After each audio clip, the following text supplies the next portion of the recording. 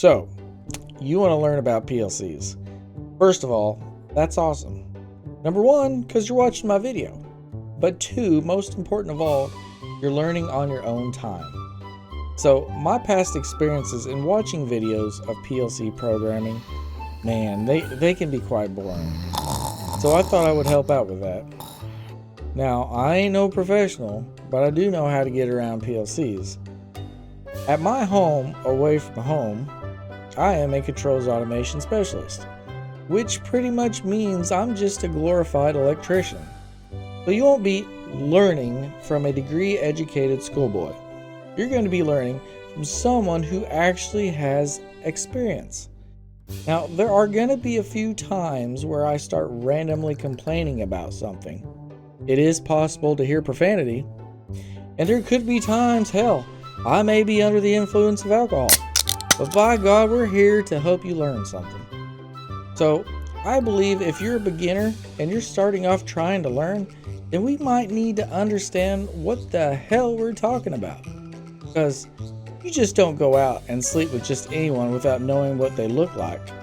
What's the matter with you? Well, that could be a bad example. We should evolve. If there was no alcohol, then you wouldn't just... Well, never mind. There's a lot of weird people out there anymore. Anywho, let's get to learning the hard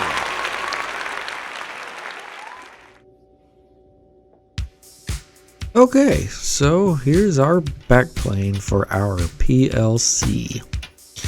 As you can see, we have 10 slots. Slots 0 all the way to 9.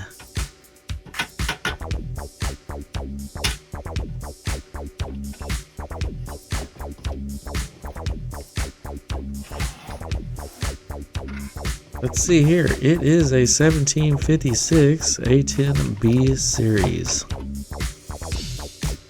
Alright, so this connector here is for our power supply.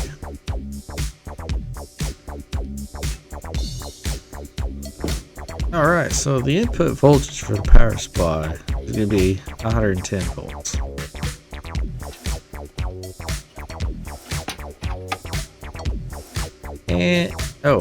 And here's a kick to the balls. I purchased a C-Series power supply to work on a B-Series backplane. You should always have the same series. Or some devices may not work correctly, but hopefully this will work for now. So we will line this up with the backplane and it should just slide right into place.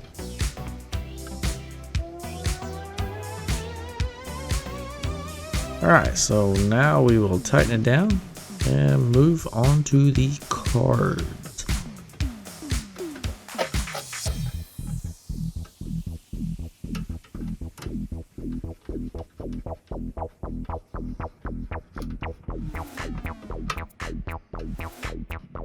Alrighty, so next is slot 0, and we're going to place in a processor. Yes, it's a bit old, and the newer they are, the more costly they get. So I'm gonna have to have more subscribers to be able to upgrade that.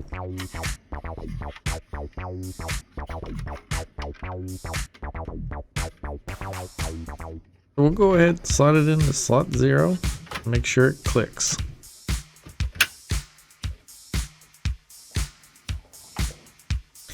Next up is our Ethernet card. So this guy here is going to allow us to communicate with our PLC, with our laptop, or an HMI device.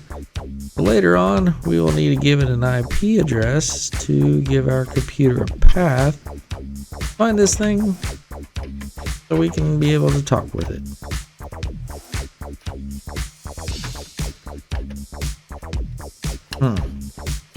And of course, this little bastard's giving me fits. Be sure to stay calm. If you bend the pins on the back of the card, it could cause a bad day for somebody.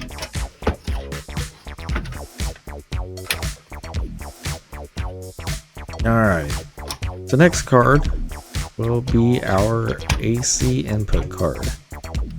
So whatever field device we have that sends 110 volts to the PLC as a signal Well, this card is equipped for that voltage. Alright, so next up, well, you guessed it, it's going to be our AC output card.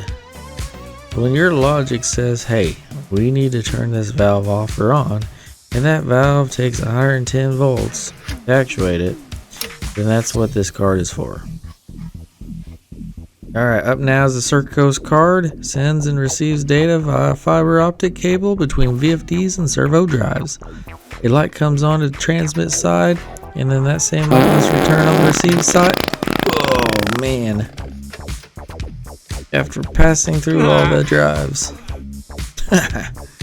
I told you I would make this video not boring.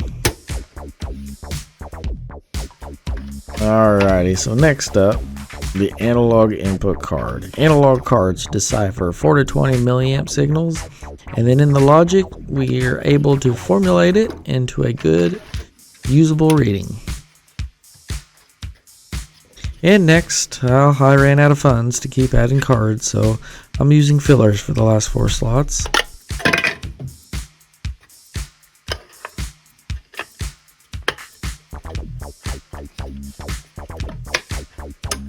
Alrighty, so this is going to complete video 1, learning the hardware.